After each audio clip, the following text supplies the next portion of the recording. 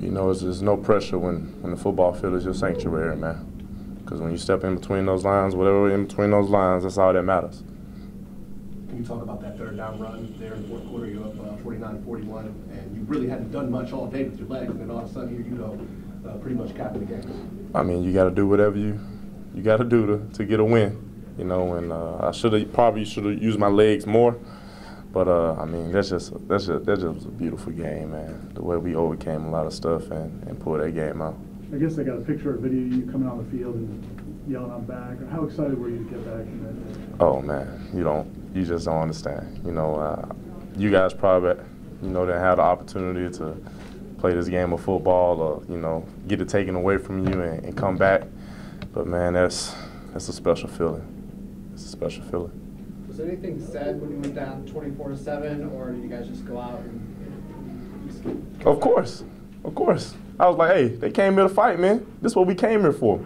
Because we didn't expect them to lay down. You know what I'm saying? They came here to fight. That's a great team.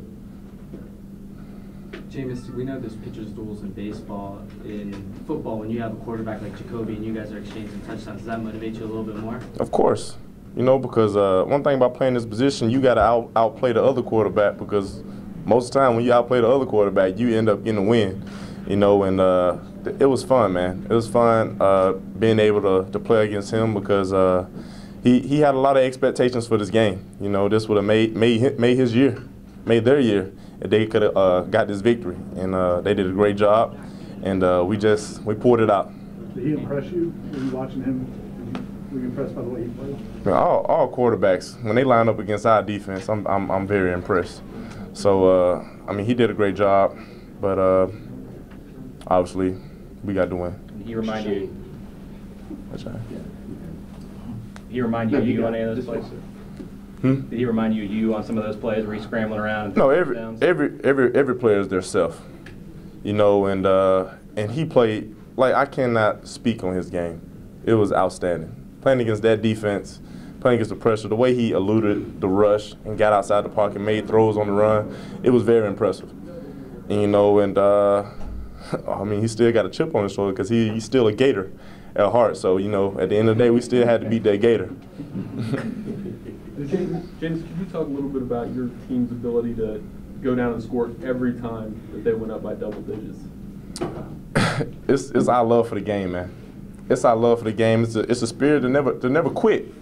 When you playing against a good offense, and you got the best defense in the country, but somehow they managed to find the end zone, we got the utmost confidence, because like, hey, okay, if they score on our defense, we gotta show up. Because if we don't, what's gonna happen? We're not gonna take no L. Do you hear the noise, like, when you made that third down run? Do you hear the noise around you, or is it? The noise? Yeah, just the crowd. I mean, you were getting heckled today, I'm sure. Well, one thing about the crowd is crowd can't win football games, but the teams can win football games. And I think every time Florida State made a big play, it was you could hear a needle drop in that stadium. So I don't think I was worried about any noise after that play. Do you hear people saying stuff to you specifically? No, sir. I mean, I look at it as just, people are going to chit-chat, they're going to say whatever, but I'm on that football field and they're not. How did you handle the last few days leading up, like since the last game to this week? What was your mentality? To get back on that football field where I was most comfortable and where I could help my team the best.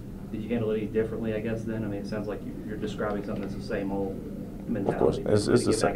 It's the same mentality, because once you strap up, you can't go out there. I can't go out there and be a different player than what they expect me to be. I can go out there, be their quarterback, lead them to a victory, and they expect me to do what I have to do. You touched on this, but Jimbo said it too, that you appreciate something more when you have something taken away from you. So in that sense, was it different that that's the first time you've had it actually taken away from you since you've been in Florida State? So well, that's what motivated me more to get back on that field. That's my habitat out there in between the lines with my teammates, my family, my brothers. And, you know, and like you said, it means a lot to get it taken away from me, but it means more to be out there with my brothers and fighting with them. We haven't talked to you since last week. What did it show you that they could win without you and be the top 25 team? It shows you that we are the best team in the country right now. It shows our true will to win. You know, we're down 21 in the first quarter. When is the last time that happened in Florida State history? You know, that shows the will to win for this team.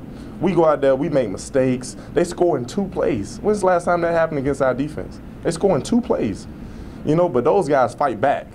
And when you got guys like that backing you up, and when you got guys like that, that's your brother, it shows you it's not no one-man team. Nowhere. You know, when you got people like that, good quality people that's going to have your back no matter what, you know it's not no one-man team. Because it's about us. It's not about me. It's not about the coaches. It's about this whole family. James, with all the negative publicity of the last week, does it bother you that people are sort of rooting against you guys now, or do you feed on that? You know, it's not about that. It's our job to go out there and play Florida State football. You know, whatever is said, whatever is did, at the end of the day, we still are a great team. We're the Seminoles, and we got to represent. What does it say about this team just last game without you? The offense struggled a lot early. Tonight, the defense struggled a lot early, and the offense was able to kind of pick them up. Well, that's the true meaning of team. You know, I mean, I don't think y'all understanding about us playing team football. You know, sometimes defense is going to have their days, sometimes the offense is going to have their days. But that's what, we got so much potential. When's the last time the offense and defense actually clicked on the same note?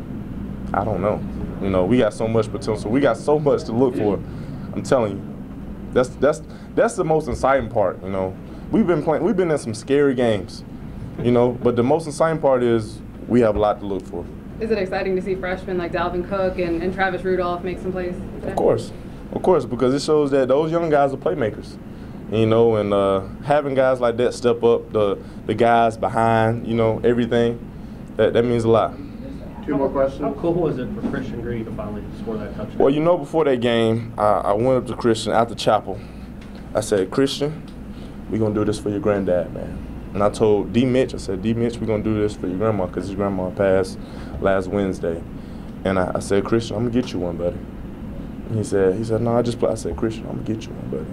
And I said, be ready for it. And when the opportunity presented itself, he made a heck of a catch. I mean, a great catch. Stayed in bounds and scored his first touchdown of his career. Is that not special? That should be the story of the day. He scored his first touchdown. His granddad died this morning. A man that he's close to scored his first touchdown for his granddad. That's special. He wasn't exactly wide open either, but were you throwing it to him regardless on that play, or? No, that's what my read sent me to. You know, and it just worked out. Yeah, it worked out. That's the game of football. James, the turnover. You guys got the wins with the turnovers. Any common thread between all? Oh yeah, I can't turn the ball over. You know, we can't hurt ourselves.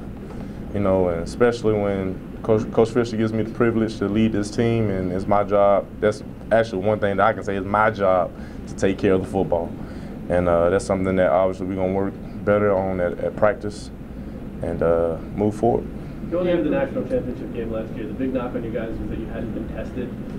You guys keep coming back in these games since then. The way you have Auburn, you know, last week, this week, you kind of feel like, you know, it's been a little bit of the shoes on the other foot. You guys enjoyed doing? It's a different year, man. It's a different year, different team, but the same mentality. The mentality that we're gonna go out there and we want to win football games. You know, isn't it? It's kind of fun when you see that. It's heartbreaking to the other team when you see like, hey, we got them on the ropes, and we come back and fight. But that's the true meaning of a warrior. That's the true meaning of a team playing together and doing whatever it takes to win football games. One last question. The play of the offensive line, especially in the second half, protection improved, and the running game obviously was very instrumental. It was they were challenged this past week too after the Clemson game. Can you just talk about that unit stepping up collectively?